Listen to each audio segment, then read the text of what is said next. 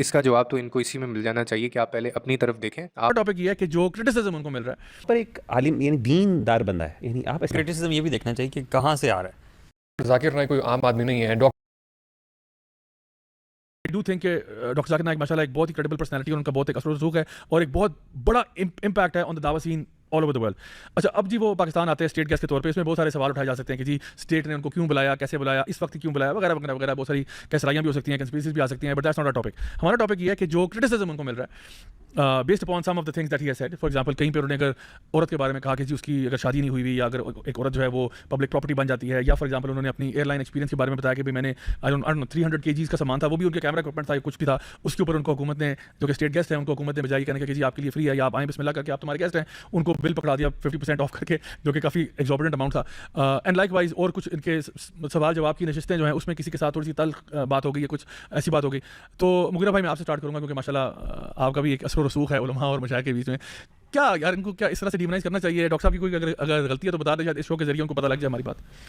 ज़िया भाई मेरा ख्याल वो जैसे आपसे पहले बात हो रही थी, आपकी बात बिल्कुल दुरुस्त थी। असल में मसला ये है कि मुझे लगता है कि डॉक्टर जाकिर नाइक ज़्यादा चेंज नहीं है। असल में जो लोग एतराज़ करने वाले हैं शायद उन्होंने पहली दफ़ा डॉक्टर जाकिर नाइक को सुना है, ये एक्सपोज हुए हैं। तो अल्हम्दुलिल्लाह मैं भी काफ़ी देर पहले, जैसे आपने कहा, मेरा भी बहुत एक्सपीरियंस है और डॉक्टर साहब, और मैं कहता हूँ सुभान अल्लाह डॉक्टर जाकिर नाइक बहुत कम है। शेख अहमद दीदात रहीमहुल्लाह इज़ डबल लेवल पे, यानी जिस तरीके वो वेस्ट में बैठ के, ये तो हम पाकिस्तान की बात कर रहे हैं, अस्यूमिंग कि यहाँ पे अल्हम्दुलिल्लाह एक मुसलमान हुकूमत है और लोग इस्लाम से मोहब्बत करते हैं। मैंने उनको वेस्ट के उनकी जो डिबेट्स हैं वो इतनी ओपनली, और मतलब we used to call in the line of Allah, literally जिस तरीके से वो जनाब ब्लेटेंटली और openly unapologetic, zero tolerance at all. तो सुभान अल्लाह मैं समझता हूँ कि डॉक्टर साहब की जो है ओपिनियंस, हाँ बाकी इंडिविजुअली अगर आप देखें, generally in my humble opinion he is not like started doing stuff that are different, but I believe कि उनकी कुछ चीज़ें ज़ाहिर है ये उनकी शुरू में पर्सनैलिटी में है, और अगेन वो प्रॉपर एक आलिम यानी दीनदार बंदा है। यानी आप एक्सपेक्ट ना करें कि वो बंदा अगर इंटरनेशनल किसी प्लेटफॉर्म में आ रहा है तो वो कोई बहुत ज़्यादा अपॉलोजेटिक हो गया। वो प्योरली दीनदार आदमी है, और एक प्योरली दीनदार आदमी कुछ चीज़ों, कुछ मॉरल्स और कुछ ईथोस के साथ अपने आप को लेके चलता है। और ये जो सिंपल सी बातें हैं कि जी अगर मिसाल के तौर पे अगर वो खातून बाहर निकलती है तो इस्तशरफ़ है शैतान जो है ना उससे वो फ़ायदा उठाता है। तो इस तरह की बातें जो हैं ये तो हर दीनदार, ये तो हमारा दीन भी कहता है। हाँ ठीक है, उसको अंदाज़ किस तरीके से, हिकमतन किस तरीके से बयान करना चाहिए। डॉक्टर साहब माशाल्लाह अब इस लेवल पर हैं कि अब उनको ज़्यादा मेरा ख्याल अपॉलोजेटिक होने की ज़रूरत भी नहीं होती, ना उनको लोगों के मुताबिक एडजस्ट करने की अपने आप को ज़रूरत होती है। क्रिटिसिज्म ये भी देखना चाहिए कि कहाँ से आ रहा है। उन लोगों की तरफ से क्रिटिसिज्म आ रहा है जिनकी तरफ से हर वक्त इवन हमारे पे भी क्रिटिसिज्म आता है, और किसी भी आलिम की किसी भी बात पे क्रिटिसिज्म इजीली आ जाता है, तो ये भी देखना जरूरी है कि कहाँ से। आपने जो बात की, मुझे ये बताएं, देखें ये जो क्रिटिसिज्म आता है खासतौर पे उन हलकात से जो कि हमें पता है कि वो इस अपॉर्चुनिटी में बैठे होते हैं कि कोई मौलवी, अल्लामा, मुफ्ती, हजरत हल्का सा भी फिसले ना तो भाई 1 घंटे का वीडियो तो बनता ही बनता है इसमें, तो उसको फिर नीस्तो नाबूद करते हैं, उसका करियर एंडिंग पॉडकास्ट बनाने की कोशिश करते हैं। की बात यह है कि इफ़त उमर ये कह रही हैं, जो पाकिस्तान में अब तक की सबसे बड़ी फेमिनिस्ट को सपोर्ट करने वाली, बेहयाई फैलाने वाली और मेरा जिस्म मेरी मर्जी का जो स्लोगन है उसमें सबसे आगे नजर आने वाली ये लेडी हैं। और इनकी आप वीडियोस देखें, इनकी आप तस्वीरें देखें, इनके आप रोल देखें, तो शायद आपको अंदाज़ा होगा कि ये जचता नहीं है इस तरह की बात किसी इतने बड़े स्कॉलर के बारे में ये कह रही हैं। तो इसका जवाब तो इनको इसी में मिल जाना चाहिए कि आप पहले अपनी तरफ देखें। आप पहले जो कल्चर पाकिस्तान में लाना चाहती हैं, जिसके लिए बाकायदा आप लोगों को फंडिंग होती है, तो आप लोग किसी और की बोली बोलते हैं और आपको जब पीछे से पैसे आते हैं तो ये आपकी जो जुबान तभी इसके बाद हिलती है। तो ये सब जानते हैं ये कोई नई बात नहीं है, तो इसलिए आपका कहना ये बनता नहीं है। अच्छा जी, उसके बाद एजाज असलम साहब का भी एक आया सामने। ये वो लोग हैं जो कभी शायद फ़लस्तीन के ऊपर स्टेटस लगाते हुए इन लोगों को क्या हो जाता है, या इंडिया के खिलाफ बात करते हुए इन लोगों को क्या हो जाता है, लेकिन एक दीन इस्लाम फैलाने वाला जो शख्स है, इस्लामिक स्कॉलर, नॉट सिर्फ इन पाकिस्तान बल्कि नॉट जस्ट इन पाकिस्तान बल्कि पूरी दुनिया में उसको सुना जाता है, उनके सामान लेके आने के ऊपर इनको भी एतराज़ है और ये पूछ रहे हैं क्या नॉनसेंस है कि पूछ रहे हैं कि वो जो आपका सामान था उसमें है क्या था। ऑफ कोर्स अगर आप इतने बड़े इस्लामिक स्कॉलर को बुला रहे हैं तो उनकी उसमें कोई बुक्स होंगी, उसमें कोई टीम भी साथ होगी, उसमें उनके कोई वो जो इंस्ट्रूमेंट है वो भी होंगे। और बुरा तो लगता ही है ना जब आप इतने बड़े देखें ना, स्टेट गेस्ट हैं आप और आपकी एक पूरी दुनिया के अंदर आपकी एक्नॉलेजमेंट है, और जब आपसे भी ये पूछा जाएगा या आपको थोड़ी सी फेवर नहीं दी जाएगी तो इसके ऊपर बुरा तो लगना था। लेकिन फिर भी डॉक्टर जाकिर नाइक ने इसके ऊपर भी माजरत कर ली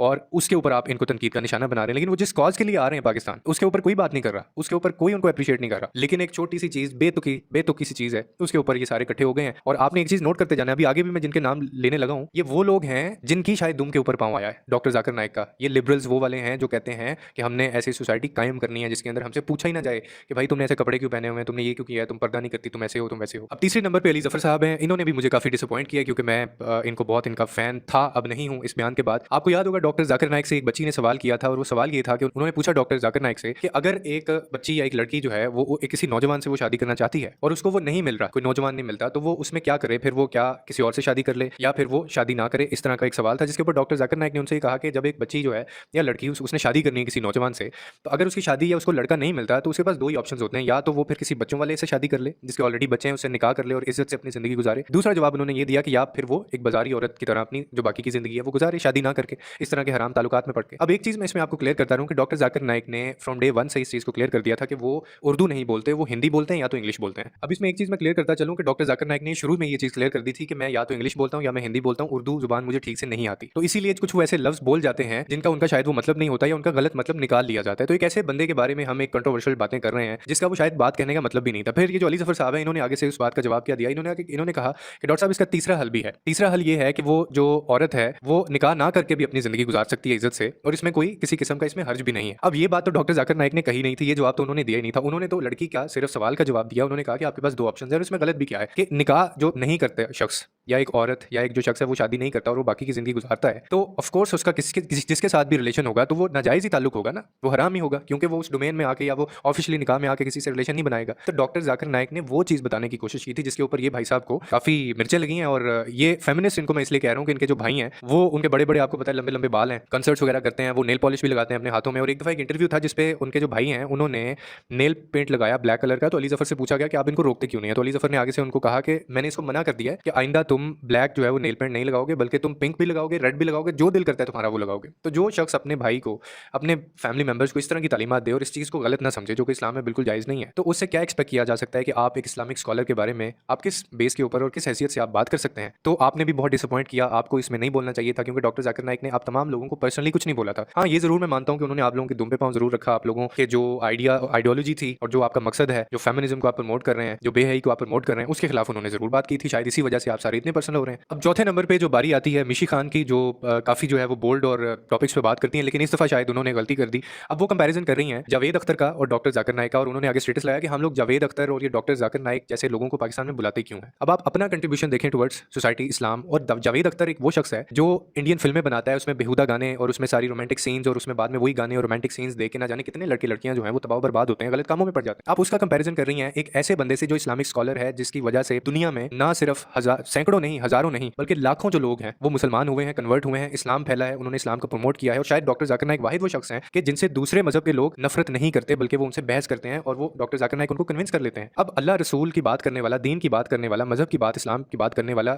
इन सब के खिलाफ लोग हमेशा रहे हैं, खिलाफ आए हैं। ऑडियंस के अंदर क्या उसका असर हो रहा है, ऑडियंस उसको किस तरीके से परसीव कर रही है, क्वेश्चन की क्वालिटी क्या है, डॉक्टर साहब किस तरीके से उसको मैनेज कर रहे हैं। इतने भरे मजमे के अंदर ऑब्वियसली डॉक्टर जाकिर नाइक का ही हौसला हो सकता है कि जज्बाती सवाल को भी, मुश्किल सवालों को भी, टफ सवालों को भी, कॉन्ट्राडिक्टरी और कॉन्ट्रोवर्शियल सवालों को भी उन्होंने बड़ी महारत के साथ और बड़े, मतलब जो पहला सेशन हमने अटेंड किया था उसके अंदर तो कम से कम बहुत ही एक इत्मीनान और तहम्मुल के साथ उसको सुना, उसको एड्रेस किया और बड़ी खूबसूरती से उसके जवाब दिए। तो ये सारे अमल को देखना जो है ना बड़ा एक अच्छा एक्सपीरियंस था। वो अगले हफ्ते इंशाल्लाह लाहौर भी आ रहे हैं, तो लाहौर और इस्लामाबाद के हमारे जितने दोस्त भी, जाकिर नाइक कोई आम आदमी नहीं है। डॉक्टर जाकिर नाइक तारीखी नौयत के हामिल जो शख्सियात होती हैं उनमें से एक हैं, और मुझे लगता है कि हम आइंदा आने वाली नस्लों को ये बताया करेंगे कि हमने डॉक्टर जाकिर नाइक को देखा और हम अहद डॉक्टर जाकिर नाइक में ज़िंदा हैं। मुझे माजी के अंदर भी कोई ऐसी मिसाल नहीं मिलती, आइंदा आने वालों में भी शायद ना हो, और आज की तारीख़ में भी ऐसी कोई मिसाल नहीं है कि कोई ऐसा फ़र्द जिसके ऊपर कुरान, जिसके सीने में दीगर तमाम इल्हामी कुतब, उनके रेफरेंसेस वर्स बाय वर्स, सतर बाय सतर, उसका चैप्टर, उसका पारा, उसकी ईच एंड एवरी लाइन उसको बिल्कुल अजबर हो